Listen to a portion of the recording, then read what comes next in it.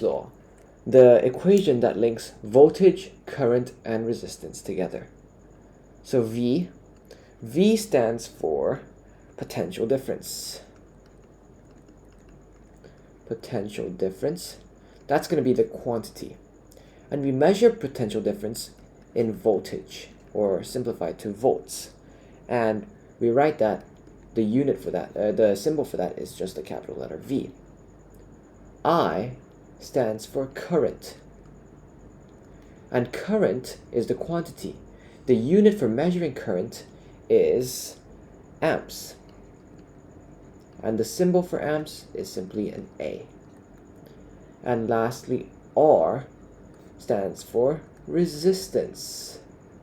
And we measure resistance using ohms. And the symbol for ohms is this omega symbol. So this is the quantity, and these are the units used to measure it. Quantity is kind of like your height, and you measure your height in centimeters, and feet if you're American. That's basically the difference between quantity and SI units. I have a video on that separately. Watch that if you don't know that. Essentially, why is potential difference current multiplied by resistance? And by the way, this equation is single-handedly one of the most important equations that you will have to know for your electricity topic in GCSE physics. Well, think about it. The force from the battery, right? The voltage is generally from the battery. And the battery pushes, it's what powers the movement of these electrons around the circuit. So it's gotta be strong enough to not only push the current, the amount of electrons, but also to push the current against the resistance. So if we have our electrons and we have some resistance along the way, this entire voltage, and that's going to be resistance, that's going to be current. This entire, by the way, current is I, symbol for current is I, resistance is just R, and potential difference is V. By the way, don't get confused with the two V's. They're both capital letter V, so it can get a bit confusing, but essentially it's the same thing. Anyways, electrons moving in the circuit, and we have some resistance. Voltage needs to be strong enough to not only push the current, all the electrons, but also through this resistance. So it's going to have to be voltage equaling the current in amps multiplied by our resistance. It's got to be the multiplication of the two to make voltage. And remember, you can always rearrange these equations to find an unknown. For example, if we're looking for voltage, we're just going to multiply amps, and amps multiplied by ohms, right? For example, if amps was 5 and the resistance was 3, voltage is always going to be the biggest number, 15. 5 times 3 will give us 15. Because it needs to be strong enough to not only push all the electrons, but also through and past the resistance. But if you have an equation like this, we can draw a triangular equation to find anything that we want to find. Let me just draw my triangle a bit better. That was really terrible again. Terrible again, but slightly better. Remember, this means division, and this means multiplication. So if our two multiplications is our current, measured in amps, and our resistance, I'll simplify to resistance, measured in ohms, well, the top one's going to have to be voltage, simplified to V, volts. So if we want to find out voltage, so if you don't know how to use this triangle, essentially what you do is you cover up what you are looking for. So if we want to find voltage, we're going to cover up voltage with our hands, and we're going to do current multiplied by resistance. And meanwhile, if what we want to do is find our resistance, we're going to cover resistance, and we're going to do voltage divided by current. If we're going to find current, we're going to do voltage divided by resistance. That's essentially it. And that is our V equals IR equation. It also tells us a few more things. We can use this equation to find out a few more things about circuits. So, by the way, the equation was voltage is equal to all the current, and it needs to get past all the resistance, so it's current multiplied by the resistance.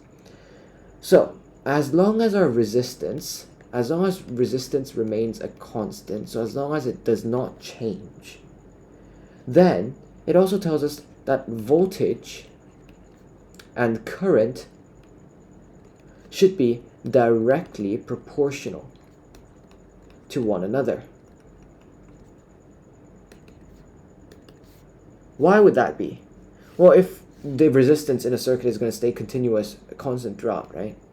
If that is the case, then say our voltage increases, so the power moving our electrons increases. As long as our resistance stays the same, they're going to be able to move at a faster rate, more current. Meanwhile, if our current increases, then our voltage is also going to have to increase. Because current can't increase alone, right? It needs to have the power. The voltage is what drives the movement of current. So voltage also has to increase. In the same way, if current decreases, voltage would also have to decrease. The only way current decreases and voltage increases is if resistance also increases. The same way, if voltage decreases and current increases, well, then the resistance would have to decrease. It's a pretty easy to understand concept, right? So for example, let's do an example. If voltage is 10 and resistance is 2, it stays constant, and current is 5, and we increase the voltage of the battery by 2 times. So the voltage of the battery suddenly became 20. Well, resistance, we said it's going to stay a constant. What would happen to current? Well, since they're directly proportional, this is also going to be 2 times greater. So current would also have to increase. Because if voltage increases, the power driving the movement of these currents, the current will also have to increase. Using that, we can also draw a bit of a diagram. If we have current on the y-axis and voltage on our x-axis, if our voltage increases, our current will also increase. That'll mean that our diagram should have some shape similar to this. Why is that?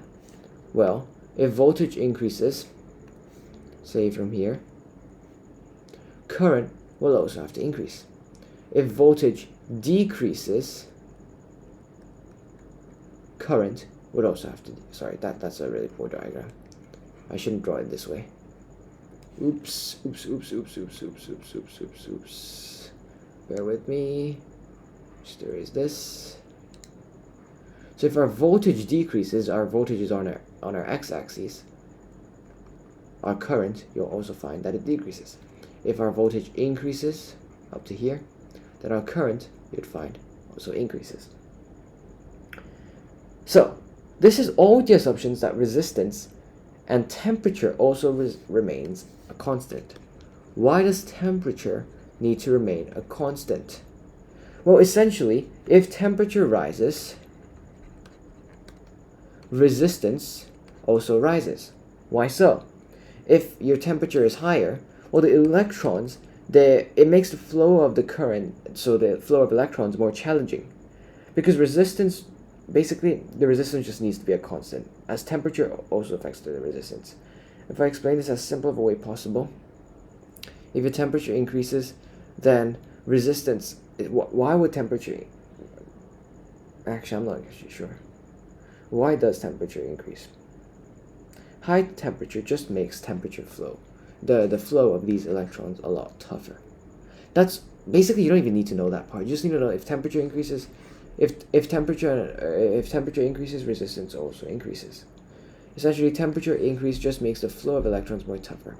You can kind of use this analogy. If you're tired, if you're in a really hot climate, like 40 degrees Celsius, it's going to be a lot tougher for you to run, right?